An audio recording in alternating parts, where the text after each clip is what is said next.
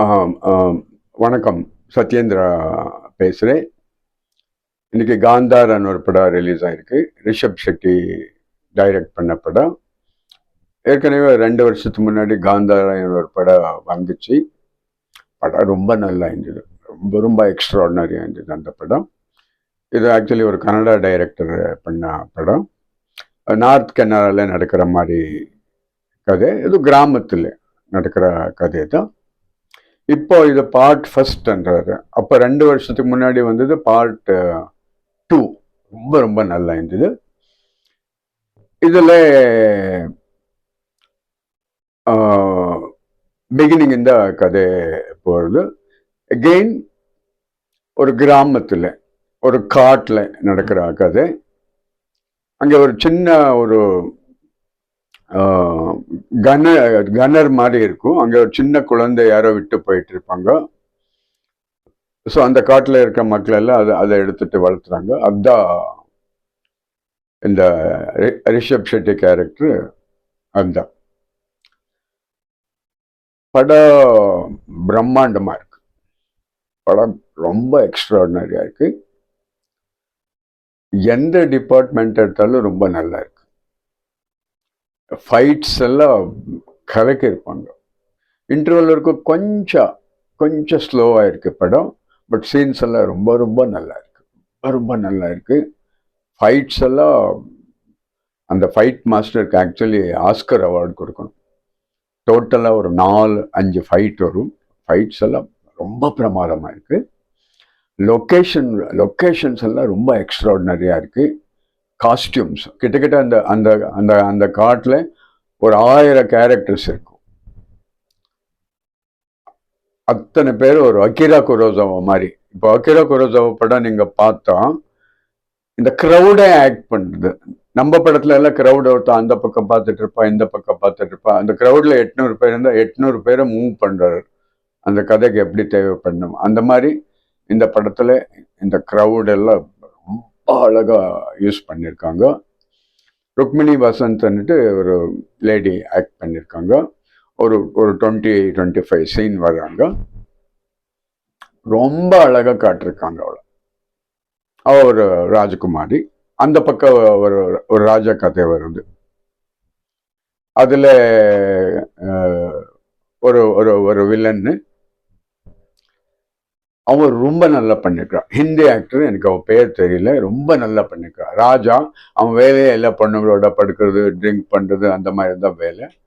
ரொம்ப ரொம்ப நல்லா ஆக்ட் பண்ணிருக்கான். ஒரு ரொம்ப முக்கியமான கேரக்டர். ஒரு 25 சீன்ஸ் வருது. இந்த இந்த இந்த பொண்ணு அவன் தங்கச்சி. இவள மணிரத்னம் பொன்னியின் செல்வன்ல த்ரிஷாவா எவ்வளவு அழகா காட்டினாங்க, அவ்வளவு அழகா காட்டிருப்பாங்க. அந்த பொண்ணு மாதிரி அழகா இருக்கா. அதுவும் அந்த அந்த அந்த காஸ்டியூம்ஸ் எல்லாம் ரொம்ப ரொம்ப அழகா இருக்கு.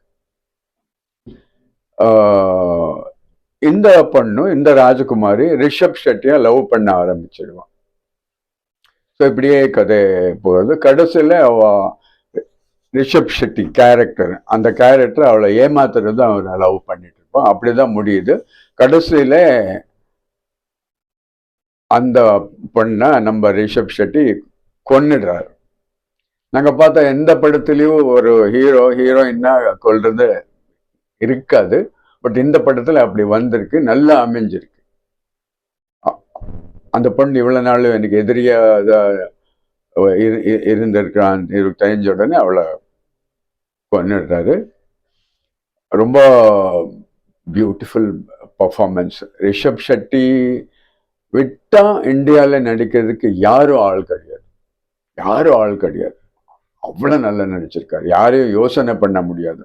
ஒருவேளை ஒரு 35 வருஷத்துக்கு முன்னாடி ஒரு கமலஹாசன் பண்ணியிருந்தா இது நல்லா பண்ணியிருப்பாங்க. ஒரு 35 இயர்ஸ் பேக் பண்ணியிருந்தா கமலஹாசன் இந்த ரோல் பண்ணிருக்கலாம்.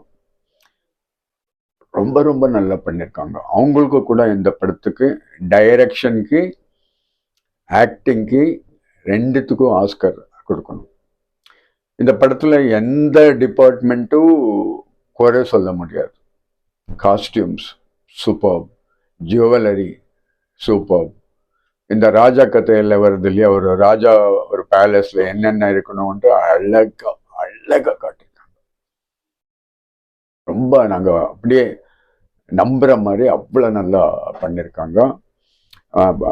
நான் சொன்ன மாதிரி அந்த ஃபைட் மாஸ்டர், ஃபைட் மாஸ்டர் மட்டும் கிடையாது, ரிஷப் ஷெட்டி அவ்வளோ நல்லா பண்ணியிருக்காங்க. ஃபைட்டு உண்மையாக பண்ண மாதிரி பண்ணியிருப்பாங்க. இன்டர்வலுக்கு முன்னாடி ஒரு ஒரு வெள்ளை குதிரை ஓடி வருது,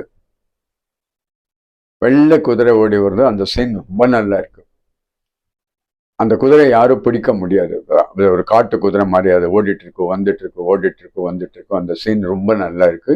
கடைசியில் ரிஷப் ஷெட்டி அதை பிடிச்சி அது மேலே உட்கார்றாரு. அந்த சீனில் ரொம்ப நல்லா இருக்கு. அதே மாதிரி நம்ம தமிழ் சினிமாலே எம்ஜிஆர் ராஜா தேசங்கன்னு ஒரு படம் நடித்தார், ஒரு 60 years பேக், 70 years பேக். அந்த படத்தில் கூட இப்படி தான் இருக்கும். எம்ஜிஆர் ஒரு குதிரை மேலே ஏறி உட்காரணும், அந்த குதிரை அலோவ் பண்ணாது, 10 வாட்டி 12 வாட்டி தூக்கி வெளியே போடும். எப்படி கடைசியில் எம்ஜிஆர் அந்த குதிரை மேலே ஏறி உட்காந்துட்டு அந்த குதிரையை விட்டுட்டு போகிறாங்க. அது கொஞ்சம் ஞாபகம் வந்துச்சு. இப்போ படத்தில் அங்கே இங்கே கொஞ்சம் காமெடி கேரக்டர்ஸ் எல்லாம் வருது. எனக்கு கொஞ்சம் இன்டர்வியூல கேட்டாங்க, எதுக்கு காமெடி கேரக்டர்ஸ் எல்லாம் வச்சிருக்காங்க அப்படின்னு. நாங்கள் இந்த காமெடிக்கெல்லாம் எங்கே மூலம் போனோம்ட்டா, நீங்கள் எந்த சான்ஸ்கிரிட் நாடகம் எடுத்தா கூட, காளிதாசா பாபூத்தி யார் நாடகம் எடுத்தா கூட அதில் ஒரு காமிக் கேரக்டர் இருந்துகிட்டே இருக்கும். அது எவ்வளோ சீரியஸானா விதூஷகான்ட்டு அந்த காமெடி கேரக்டர் பேர். அவன் எப்போ பார்த்தா போய் இந்த அந்த கேரக்டர் என்னன்ட்டா, அது கெட்டவா நல்லவா எல்லார்கிட்டே போய் பழகிட்டு இருப்பாங்க, எல்லாரும் கிண்டல் பண்ணிட்டு இருப்பாங்க. அந்த மாதிரி கேரக்டர் சேம் ஷேக்ஸ்பியர் கேரக்டர்ல எல்லா பிளேலையும் ஃபூல்னு ஒரு கேரக்டர் வந்துட்டே இருப்பான். ஸோ அந்த மாதிரி நம்ம பழைய காவியங்கள், பழைய நாடகங்கள், சான்ஸ்கிரிட் நாடகங்கள்ல ஒரு காமெடியன் வந்துட்டே இருப்பான். அந்த மாதிரி ஒரு கேரக்டர் இந்த படத்துலயும் வருது. பட் ஆக்சுவலி கொஞ்சம் யோசனை பண்ணி பார்த்தா, அகிரா குரோசாவா வந்து 7 சாமுரேன்னு ஒரு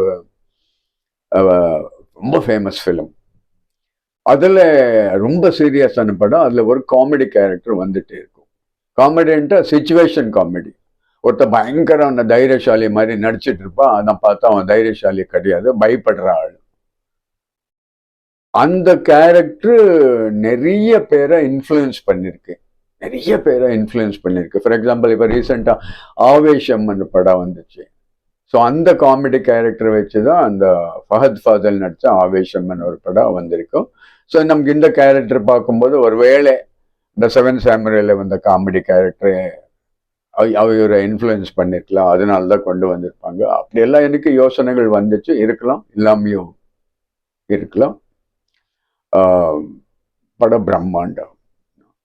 பட் ஒரு சீனு, இந்த சிவெட்சன் நாங்கள் சொல்கிறோம், CIVET, சிவெட்சன்னுட்டா ஒரு ஒரு பூனை, ஒரு அணில், ஸ்குவரில், இந்த 2 பேர் சேர்த்து இருந்தால் எப்படி இருக்கோ அப்படி ஒன்று இருக்கும். அது ஆக்சுவலி நாங்கள் சிவெட்டன் சொல்கிறோம்.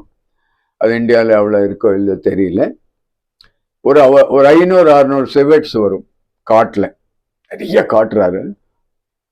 அந்த சீன் எல்லாம் படத்துல எல்லாம் தேவையில்லை. எதுக்காக அது வந்துச்சு தெரியல, சிஜி ஒர்க்கு தான். அது ஏதோ கொஞ்சம் படம் இன்ட்ரெஸ்டிங்காக காட்டலாம், சுவாரஸ்யமாக காட்டலான்னு கொண்டு வந்திருப்பாங்க. அப்படி ஒன்றும் அந்த படத்துக்கு அந்த சிவெட்ஸ் எல்லாம் கதைக்கு ஒன்றும் தேவையில்லை. ஏன் வந்துச்சாங்க தெரியல. அதுக்கப்புறம் புலி வருது, பெரிய புலி வருது, எல்லாம் பயந்துடுறாரு, எல்லாரையும் ஒரு அட்டாக் பண்ணி. பார்த்தாலே தெரியுது அது ஒரு ஏஐயில் பண்ண புலியோ, இன்னும் சிஜியில் பண்ண புலியோ, விஎஃப்எக்ஸில் பண்ண புலி, அந்த மாதிரி தான் இருக்குது. அது வருது, கொஞ்சம் லைட்டாக அட்டாக் பண்ணுறது அங்கே இருக்கிற மக்கள் எல்லாம். பட் அதெல்லாம் அவ்வளோ நல்லா வரல, அவ்வளோ நல்லா பண்ணல. அதுக்கு அவ்வளோ அது ரொம்ப ரசிக்கிற மாதிரி இருக்குன்ட்டு அப்படியெல்லாம் சொல்ல முடியாது. மோஸ்ட்லி 60% படம் எல்லாம் நைட்லே தான் நடக்குது. அந்த நைட்ல பிரம்மாண்டமான லைட்டிங் பண்ணியிருக்காங்க, கேமராமேன், ஷார்ட்ஸ் எல்லாம் ரொம்ப நல்லா இருக்கு, எடிட்டிங் எல்லாம் ரொம்ப நல்லா இருக்கு.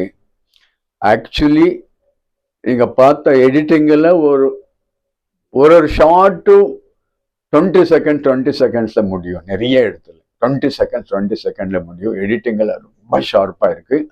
ரொம்ப கஷ்டப்பட்டு படம் எடுத்திருக்காங்க. 254 days ஷூட் பண்ணியிருக்காங்க. ரொம்ப ரிஸ்க் எடுத்து பண்ணியிருக்காங்க.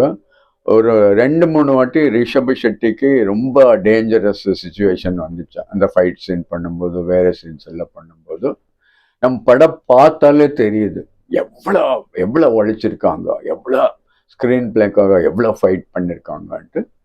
நான் இந்த படம் ஹிந்தியில் பார்த்தேன், தமிழில் பார்த்தேன், சப்டைட்ஸோட பார்த்தேன். கிட்டத்தட்ட மூணுல 3.5 times பார்த்தேன். ஒன்று, இந்த படம், இந்த மாதிரி படங்கள் ஒரே வாட்டி பார்த்தா புரியாது. நீங்கள் எவ்வளோ பெரிய ஜீனியஸ் ஆனால் கூட இந்த படம் பார்த்தா புரியாது. ஒன்று, ஹியூமன் மைண்டுக்கு கேப்சர் பண்ணுற கெப்பாசிட்டி கிடையாது. நான் ஃபர்ஸ்ட் டைம் பார்க்கும்போது ஆனஸ்ட்லி சொன்னால் ஒரு 30% தான் புரிஞ்சிச்சு. பட் படம் ரொம்ப கூஸ் பம்ப்ஸ், ரொம்ப எக்ஸ்ட்ராடினரியாக போயிட்டு இருந்தது. அதனால நம்ம கதையை பற்றி எல்லாம் அவ்வளோ யோசனை பண்ண இல்லை. நிறைய விஷயங்கள் வந்துட்டே இருக்கும். இப்போ கடைசியில் அந்த கிராமத்தில் ஒரு தெய்யம், கேரளாவில் தெய்யம் பண்ணியிருக்கோம். அந்த மாதிரி ஒரு 2 கேரக்டர்ஸ் வரும் கடைசியில். அதெல்லாம் ரொம்ப நல்லா இருக்கு. டான்ஸ் இருக்கு, எல்லாம் நல்லா இருக்கு. ஹீரோயினுக்கு ஒரு டான்ஸ் இருக்கு. அப்போ ரிஷப் ஷெட்டி ட்ரம்ஸ் அடிக்கிறாரு. அந்த ட்ரம்ஸ் அடிக்கிற சீன் எல்லாம் ரொம்ப நல்லா இருக்கு. ரொம்ப நல்லா ஆக்ட் பண்ணியிருக்காங்க. இப்படியெல்லாம் ஒரு மனுஷன் ட்ரம்ஸ் அடிக்க முடியும்ட்டு எல்லா சீனும், அவர் வர்ற சீன் எல்லாம் ரொம்ப ரொம்ப பிரம்மாண்டமா இருக்கு. கண்டிப்பா இந்த படத்துக்கு இந்த வருஷம் எத்தனை ஆஸ்கர் இருக்கோ அத்தனை ஆஸ்கரும் கொடுக்கலாம். மேக்கப்புக்கு கொடுக்கலாம், காஸ்டியூம்ஸுக்கு கொடுக்கலாம், ஃபைட்ஸுக்கு கொடுக்கலாம், ஜுவல்லரி கொடுக்கலாம், எடிட்டிங் கொடுக்கலாம். அண்ட் ஒரு நல்ல சாங்கு, அது ஃபர்ஸ்ட் காந்தாரம் வந்துச்சு இல்லையா, அதில் இருக்கு. வராக ரூபம், என்னால் சரியா பாடத்துல, அந்த சாங் அந்த படத்தில் இருக்கு. ரொம்ப பிரம்மாண்டமாக இருக்கு. பட் இன்னும் நான் கன்னடாவில் பார்க்கல. தமிழில் ரிஷப் ஷெட்டிக்கு மணிகண்டன் ஒரு ஆக்டர் இருக்கார், கொஞ்சம் ஃபேமஸ் ஆக்டர், அவர் தான் டப் பண்ணியிருக்காங்க. படம் ரொம்ப நல்லா இருக்கு. என்ன நிறைய பேர் கேட்டாங்க, ஏன் தமிழ் சினிமால எல்லாம் இந்த மாதிரி படம் எல்லாம் வராதுன்ட்டு. நான் கிளியராக சொல்லிட்டேன். எல்லாரும் பெரிய சம்பளத்துக்கு பெரிய பெரிய சூப்பர் ஸ்டார் கிட்ட தான் போயிட்டு இருக்காத தவிர, எனக்கு பெரிய சம்பளம் ஏறணும் அப்படிதான் யோசனை பண்ணியிருக்கா தவிர, நல்ல கதை எடுக்கணும்னு யாரும் பிளான் பண்ணல. அப்போ அவங்கக்கிட்ட அவ்வளோ மெட்டீரியலும் கிடையாது. இந்த 300-500 கோடிக்கெல்லாம் இப்போ நிறைய பேர் படம் பண்ணிருக்காருல்ல, அவன் ஏதோ ஒரு 500 இங்கிலீஷ் புக் படிச்சிருப்பான், ஃபாரின் ட்ராவல் பண்ணியிருப்பான், அந்த மாதிரி ஒரு எக்ஸ்பீரியன்ஸை தவிர அவங்க எக்ஸ்பீரியன்ஸ் எல்லாம் ரொம்ப கம்மி. இங்கே ரிஷப் ஷெட்டி ஒரு சமுத்திரம் மாதிரி இருக்கார். அவரே ஒரு பெரிய ஒரு சமுத்திரத்துக்கு எவ்வளோ எக்ஸ்பீரியன்ஸ் இருக்கும், அவ்வளோ பவர்ஃபுல்லான எக்ஸ்பீரியன்ஸ் இருக்கு. ரொம்ப கஷ்டம். இது இந்தியாவில் இல்லை, வேர்ல்டுல இந்த வருஷம் இந்த அளவுக்கு ஒரு நல்ல படம் வரல. படம் ரொம்ப ரொம்ப நல்லா இருக்கு. இது ரியல் ஸ்டோரியா இல்லை ஃபிக்ஷன்னான்ட்டு நமக்கு கொஞ்சம் டைம் கன்ஃபியூஸ் ஆகும். ஏன்ட்டா போர்ச்சுகீஸ் வர்றாங்க இந்த படத்துல, இந்த கதையில போர்ச்சுகீஸ் வர்றாங்க. ஒரு பக்கம் ராஜாராணி கதை, ஒரு பக்கம் ட்ரைபல் கதை. அந்த போர்ச்சுகீஸ் வர்றதெல்லாம் ரொம்ப ஒரு 5% தான் வருது படத்துல. அது சரியா காட்டல. அது ஏன் காட்டல என்னன்னு தெரியல. ஒரு கேரக்டர் வந்து போயிட்டே இருக்கும். பட் அவங்க எல்லாம் இங்கே ஷிப்ல இருந்து வந்து இறங்கியிருக்காங்க.